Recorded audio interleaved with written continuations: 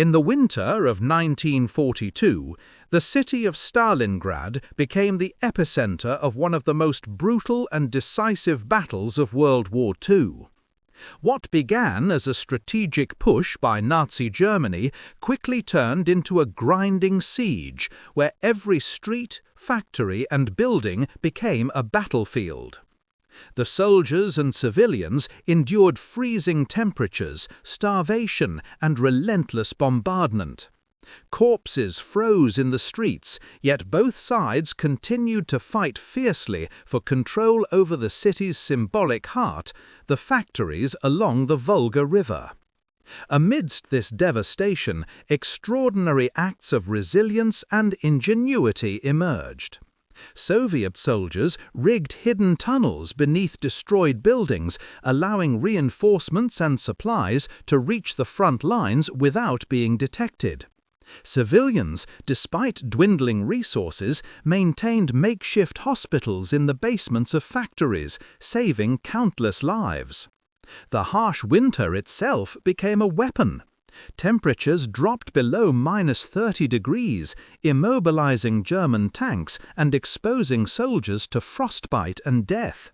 Soviet snipers, famously including Vasily Zaitsev, picked off enemy officers, turning Stalingrad into a deadly chessboard of urban warfare.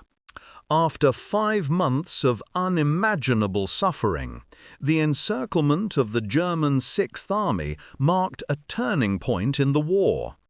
The city lay in ruins, but the victory demonstrated that strategy, resilience, and human determination could overcome even the most terrifying odds. Today, Stalingrad, now Volgograd, is a living memorial to those who fought, suffered, and died. The battle remains a profound lesson in endurance, sacrifice, and the human cost of war. During World War II, the Atlantic Ocean became a deadly highway of steel, fire, and espionage. U-boats, stealthy submarines designed for stealth and surprise, terrorized Allied convoys, sinking thousands of ships carrying men, weapons, and supplies. Despite extensive records, many U-boats vanished without a trace, swallowed by the vast, cold ocean. Decades later, marine archaeologists and treasure hunters began discovering these wrecks, sometimes intact and eerily preserved, thousands of meters below the waves. One of the most famous discoveries was U-576, found off the coast of North Carolina. The wreck revealed a detailed snapshot of life aboard a submarine, personal belongings, logbooks, and even intact torpedoes still lying in their tubes. The cold Atlantic had acted as a preservative, freezing history in place for over half a century. These underwater finds tell a human story behind the war machine. Young sailors, often teenagers, living in extreme conditions, facing constant danger and trapped beneath the waves with no escape. Each discovery of a sunken U-boat is more than an archaeological achievement. It is a window into the forgotten battles of the deep, a testament to human courage and the immense cost of total war. At the end of World War II, the Allied forces faced a dilemma: how to handle the top scientists of Nazi Germany. Many had been responsible for developing rockets, missiles, and advanced weapons that had changed the course of the war. In 1945, the United States launched Operation Paperclip, a secret program to recruit German scientists and engineers. Among them was Wernher von Braun, the mastermind behind the V-2 rocket, a weapon that had terrorized London and other cities during the war. These scientists were secretly transported to the US, where they contributed to the American space program, missile development, and Cold War military technology. While some questioned the morality of employing former Nazis, their expertise became invaluable in the race to space and the arms race with the Soviet Union. Declassified documents revealed that the program included hundreds of scientists, each with ties to the Nazi regime. Many had been implicated in the use of forced labor and wartime atrocities, yet their knowledge outweighed the controversies for American intelligence and military leaders.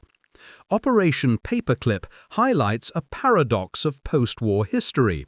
The line between justice and pragmatism can be blurred in the pursuit of national security and technological advantage. It remains one of the most intriguing and morally complex legacies of World War II.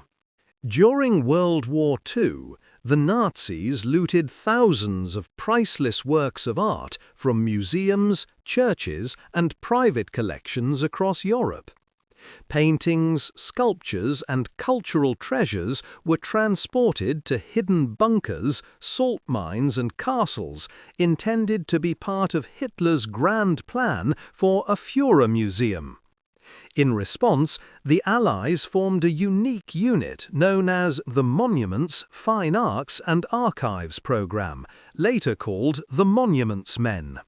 These were historians, museum curators, and art experts, civilians and soldiers alike, tasked with locating, protecting, and recovering stolen art. Operating in war zones, often under fire, the Monuments Men tracked hidden caches, negotiated with retreating German forces, and catalogued recovered works. Among their discoveries were Michelangelo sculptures, Vermeer paintings, and entire church treasures that had vanished from public view. The efforts of these brave individuals ensured that thousands of cultural treasures survived the war. Their work was not just about art, it was about preserving human history and heritage amidst the chaos and destruction of global conflict. Today, many of these recovered masterpieces are on display in museums around the world, silent witnesses to a time when courage and culture intertwined on the battlefield. From September 1941 to January 1944, the city of Leningrad, now St. Petersburg, endured one of the longest and most brutal sieges in history. Surrounded by German and Finnish forces, the city's over 2 million inhabitants faced starvation, freezing temperatures, and relentless bombardment.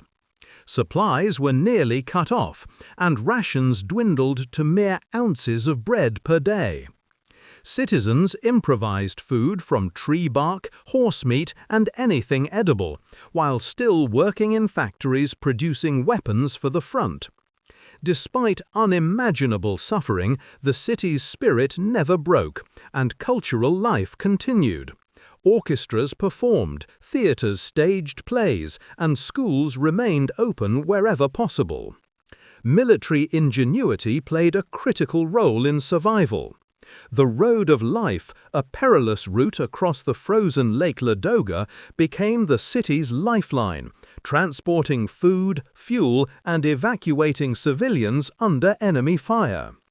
After 872 days of siege, Soviet forces finally lifted the blockade, but at a staggering cost. Over 1 million civilians died, making it one of the deadliest sieges in history. The Siege of Leningrad stands as a testament to human endurance, resilience, and the will to survive, proving that even in the harshest conditions, life and culture can persist. In July 1943, the Battle of Kursk became the largest tank battle in history, involving over 6,000 tanks, 4,000 aircraft, and millions of soldiers on both sides. The German army sought to regain the initiative on the Eastern Front, while the Soviet forces had prepared an impenetrable defense, anticipating the attack. The battle featured the newly developed German Tiger and Panther tanks clashing with Soviet T-34s across open plains and fortified defensive lines.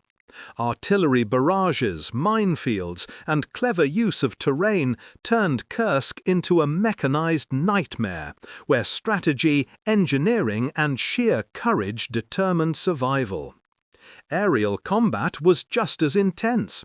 Fighter planes and bombers engaged in massive dogfights above the battlefield, attempting to gain control of the skies to support ground operations. Despite initial German advances, the Soviet defenses held, and a massive counteroffensive eventually pushed the Wehrmacht back. The battle marked a turning point on the Eastern Front, ending Germany's hopes of regaining the strategic initiative in the East. Historians still marvel at Kursk for its scale, coordination, and technological innovations. The sheer human and mechanical endurance demonstrated in this battle exemplifies the extremes of World War II warfare and the monumental effort required to change the tide of war. In August 1944, the people of Warsaw, Poland, staged a courageous but desperate attempt to liberate their city from Nazi occupation. The Warsaw Uprising, led by the Polish Resistance Home Army, involved armed civilians, fighters, and youth battalions rising against one of the most powerful armies in the world. For 63 days, the city became a battlefield of streets, ruins, and makeshift barricades. Civilians and fighters alike faced shortages of weapons, food, and medical supplies, yet their determination to reclaim freedom never faltered. The Nazi response was merciless. Entire neighborhoods were bombed and burned, thousands of civilians were killed, and the city's infrastructure was systematically destroyed.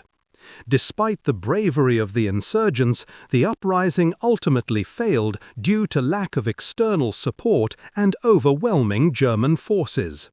However, the Warsaw Uprising left a lasting legacy. It demonstrated the resilience, courage, and patriotism of ordinary people facing impossible odds. Today, monuments and museums in Warsaw honor the memory of those who fought and died, reminding the world that the human spirit can endure even in the darkest times.